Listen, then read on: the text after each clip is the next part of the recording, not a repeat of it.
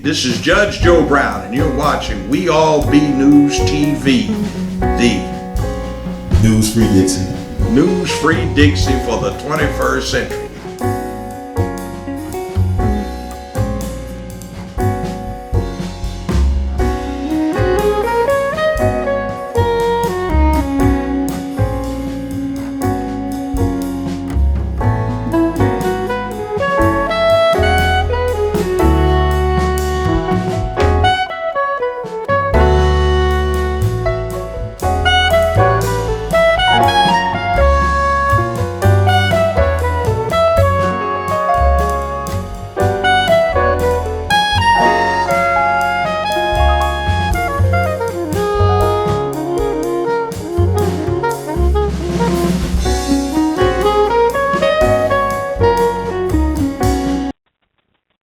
You know, the sisters go and get 10 pounds of fake hair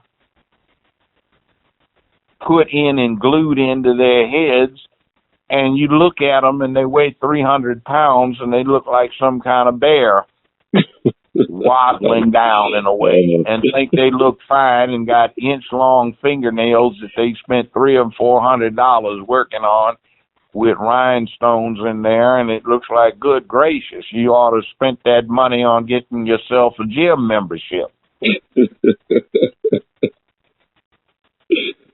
it makes some great, interesting observations. I was in some place and they had 4 or 5 big old sisters sitting at this table, and one particularly big one, and I was fascinated looking at her because she was overlapping her chair so much. And she kept slipping one load to one side and the other, and she actually fell off the chair onto the ground. Wow. So her homegirls just didn't miss a forkful, didn't even look over. She's yelling for help. 2 white men jumped up to try and pick her up. I almost choked on what I was eating, trying not to laugh. And 2 waiters, 4 men, had to help this woman back up and get in her chair. She didn't hurt herself, but her friends didn't miss a forkful. They even asked how she was doing, huh? They didn't even ask how she was doing. Wow. That's and they got 8 or 9 little kids under 7 years old running around the restaurant, messing with everybody and totally out of control with no home training. Was it the Olive Garden or was it a different restaurant? No, this wasn't the Olive Garden. This was down here at Rafferty's on Poplar. Oh, yeah, Rafferty's on Poplar. Okay. You know what, but you go to these schools now, it's ridiculous. Like, it's so bad you now. You really want to see something, you go down and watch what happens at Chow Time over on Hacks Cross. I go in there and sit and just watch the people. I ain't been in Chow Time in so many years. Well, tell me about that experience. Oh, man, it's like these kids run all over the place. Nobody tells them to walk. They go up and they make a mess at the ice cream machine, and no mama. Mama's running off at the mouth of somebody at the table while the kid's going over there. Somebody needs to slap the kid's fingers off from trying to reach up and pick something up with their hands instead of using the utensils. You know, the kids are loud and unruly. No home training.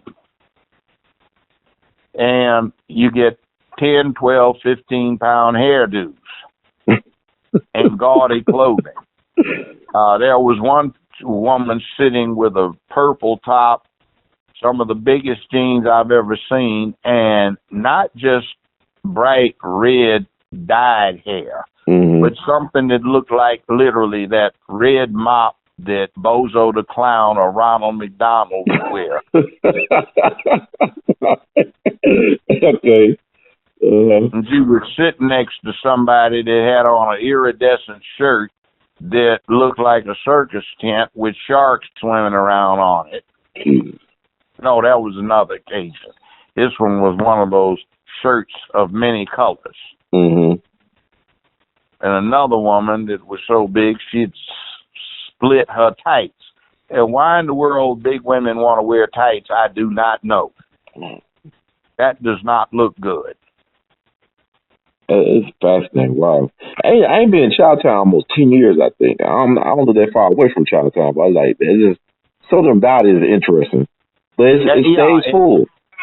Yeah, they stay full, and it's like I saw one woman go back 9 times.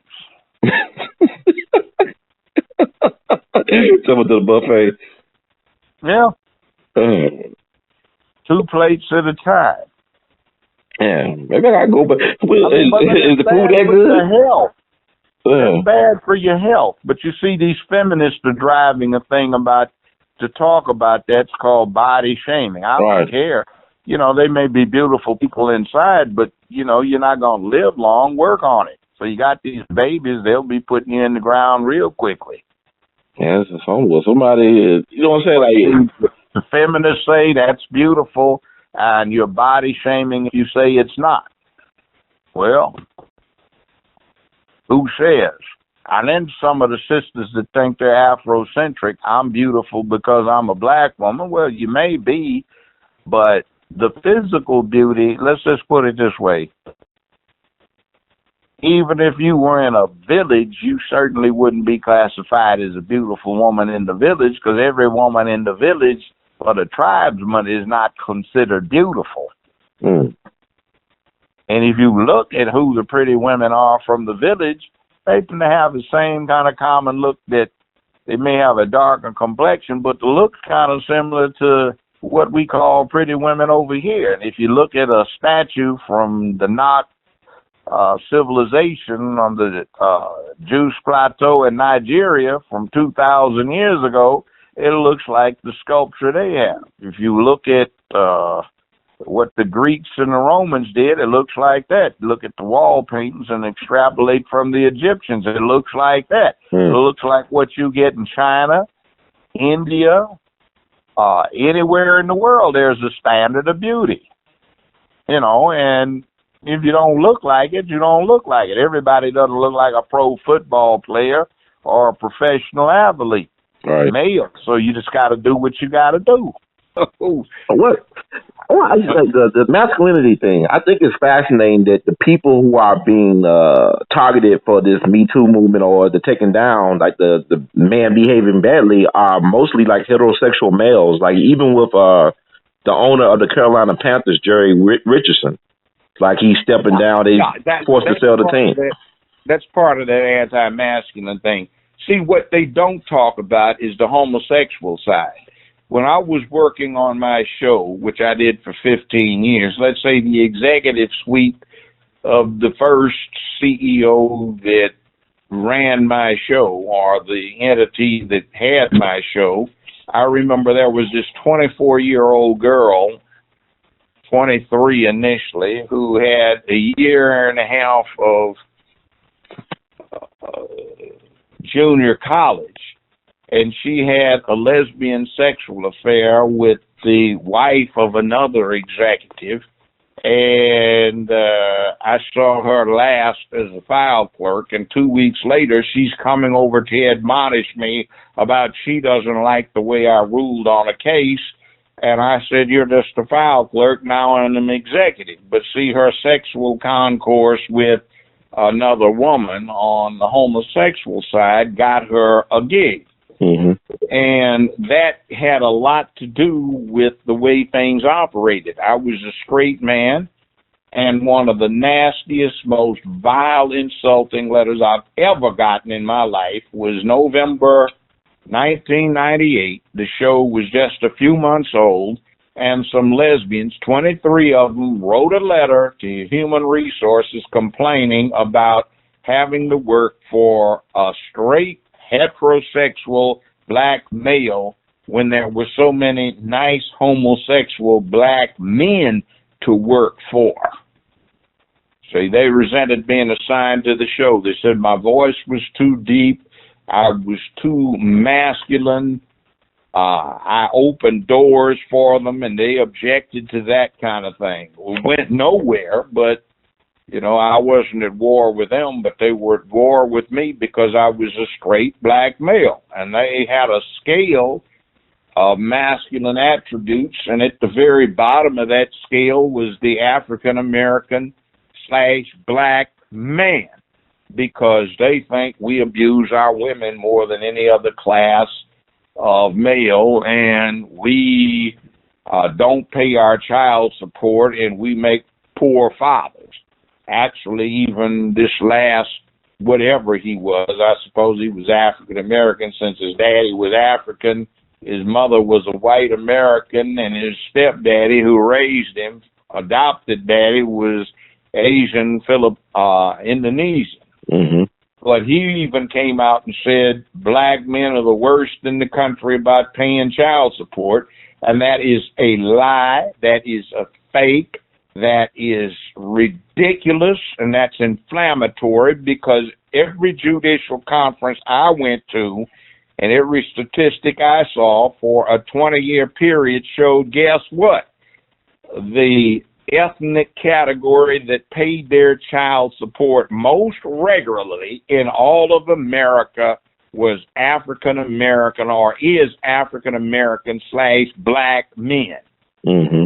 When they go through a divorce. Yes, it looks bad when you look at the ones that go to the penitentiary, but the whites are worse. But we are at the very top. We pay our child support better than any other category of man in America. Now, that just gives you an idea about how fake the news is and what people actually think. And we've got scurrilous institutions like our local Memphis and Shelby County Juvenile Court, which ought to be torn down brick by brick and rebuilt, because it is a corrupt, racist institution that has been designed with the specifically stated objective of creating a coalition of poor black women on welfare and well-to-do white Republicans to run the county and destroy the growing influence of black men and women. And they do that because they destroy families and they disrupt things, and they never do what is necessary to put families together and make them most effective. The choices they make are invariably those that make the situation worse. If the woman needs money and the guy's got it, she doesn't get it. If the guy's got it and the woman doesn't need it, she'll get it to ruin him. And if she gets anything and it's paid into them, they keep the child support payments for 14 to 18 months to earn interest and put the interest in a non-interest bearing sequestered account that they use as a slush fund to basically finance the political activities of the Tea Party in Tennessee, Arkansas, Alabama, Georgia, Mississippi, and Kentucky, and Oklahoma. So it's a bad thing all the way around, and it's a game. So ultimate objective by this crowd, just destroy the black man, destroy masculinity in general, and set up a situation that is a matriarchy. And when you have this matriarchy, hopefully science will find a way to effectively clone humans so you don't need the man in the loop anymore.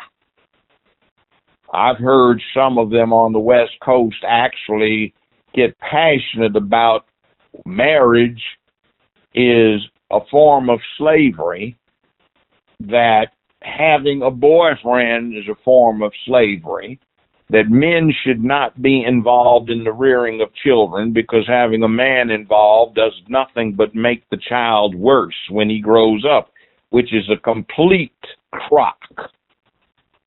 That is very, very bad. So we have this kind of nonsense, and we have some deplorable figures. 7 years ago, 42% of all Americans, irrespective of race or ethnicity, 35 and under, were born out of wedlock. Now, 7 years later, that percentage is almost 50% of the people in America, 35 and under, all races and ethnicities, were born out of wedlock.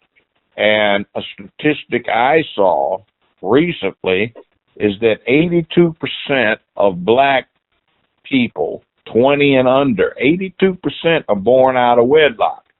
So that means only 18% were born in a traditional family. And when you have a matriarchy, you've got a disaster, because at bottom, the thing that the feminists and the LGBT disregard is that when you've got males out of control, they brutalize women, they do drive-bys, they commit indiscriminate crime, they do not respect women and children and the elderly like some famous criminals do. For instance, those of a certain persuasion who belong to certain mythical organizations, right, that supposedly have some Italian or Sicilian connection. They get community support because they protect the women and children and the elderly in the neighborhood, whereas what you see when you've got a matriarchy, you don't get it. They don't know what a man's good for because they don't have a father, they don't have a grandfather, they don't have an uncle that is effective, so they don't know what a man's supposed to be good for, so they don't know how to raise their boys, and when they don't, the boys are out of control and cause chaos where they live. So it's a disaster all the way around, and that's what some people are trying to set up. We've got a social experiment that's been in place for 45 years, which is not long enough to determine whether or not it's effective. And when that is the case, you risk a disaster when it turns out that your experimental methodology based on Dr. Spock and some misguided ideas about raising children turn out to be a crock, and you have ineffective adults who now have full control of the situation. Now, I saw a study in the last few days that said spanking children causes them to behave worse in the future.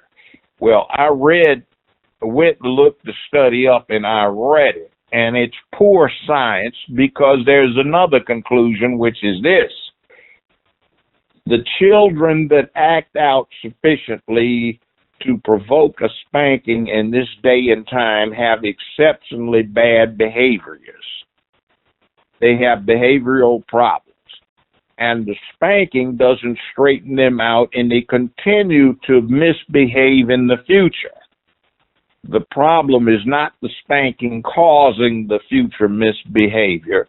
It's that the spanking was merited because of current bad behavior that is so bad, and the parenting method applied to that kid is so ineffective that the kid keeps being bad.